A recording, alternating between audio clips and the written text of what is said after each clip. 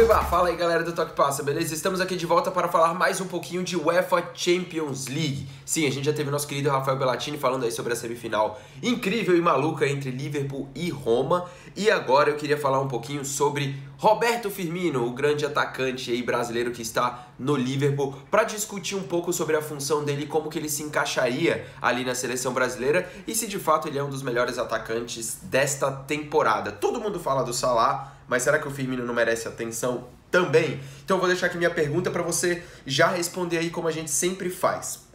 O Roberto Firmino é um dos melhores atacantes dessa temporada? E a outra pergunta, ele tem lugar no time titular da seleção brasileira comandada pelo Tite na Copa do Mundo? Você queria ver ele com a camisa 9 do Brasil? Você queria ver ele no time titular? Deixa aí seus comentários. E agora eu vou falar um pouquinho sobre o que eu acho. É o seguinte, o Firmino, ele não acho que ele é um atacante de fato, ele não é o centroavante que a gente está acostumado, nem mesmo aquele atacante de ponta, ele não é esse cara, ele é um jogador que joga muito mais recuado, sabe finalizar, sabe cabecear, ele sabe chegar no ataque, ele sabe chegar no gol, mas ele joga muito mais no Liverpool, no esquema do Klopp, como um cara recuado, que distribui as bolas pro Mané e pro Salah. Então, apesar dele parecer que ele é o cara mais alto do ataque, ele é o cara que parece o centroavante, não, dificilmente ele é esse cara que tá fazendo a pressão lá sempre. Pode perceber que o Salah e o Mané fazem muito mais isso. Ele é o cara que distribui mais as bolas. Não por acaso, ele tem mais assistências do que o Salah na UEFA Champions League. Ele tem 8 e o Salah tem 5. E os dois tem 10 gols no campeonato. O trio, aliás, Mané, Salah e Roberto Firmino,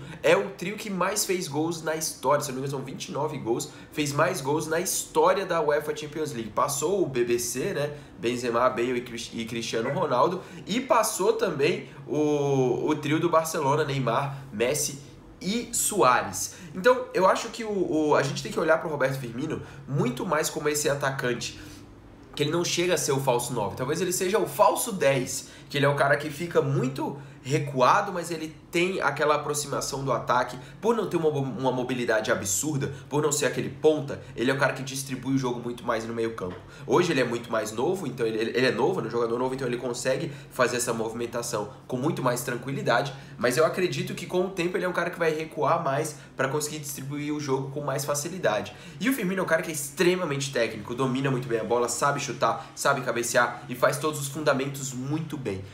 Eu acho que é isso que a gente tem que levar em conta na hora que for imaginar o que o Tite vai fazer. Eu vou fazer um outro vídeo falando sobre isso, sobre a seleção brasileira e sobre a Copa do Mundo, mas eu acho que é interessante a gente discutir sobre a posição do Firmino, né? Ele joga hoje nessa posição mais recuada e eu acho que às vezes o público brasileiro, os fãs da seleção e tudo mais, olham para ele como um atacante, quando na verdade ele não é, né? Tipo, ele tem muitos gols, ele é um artilheiro, mas ele dá muito mais assistências, ele ajuda muito mais na recomposição e ele é esse cara que é extremamente importante pro ataque e pro meio campo. Então, tenho certeza que o Tite está pensando em como usar ele em alguns jogos. Acho ainda que ele não é o cara ideal para o esquema principal do Tite, que ele vê muito o Gabriel Jesus como esse atacante que pode servir como ala e tudo mais. O Firmino ele não usa tanto como ala, ele vem mais pro meio. Mas vamos ver o que vai acontecer. Eu acho que o Firmino tá aí para fazer história com o Liverpool na final. Na verdade ele já fez história, ele levou o Liverpool novamente a uma final da Champions League e tá num trio e num time que é incrível, tipo, é muito legal de ver, apesar de todos os problemas que aquela zaga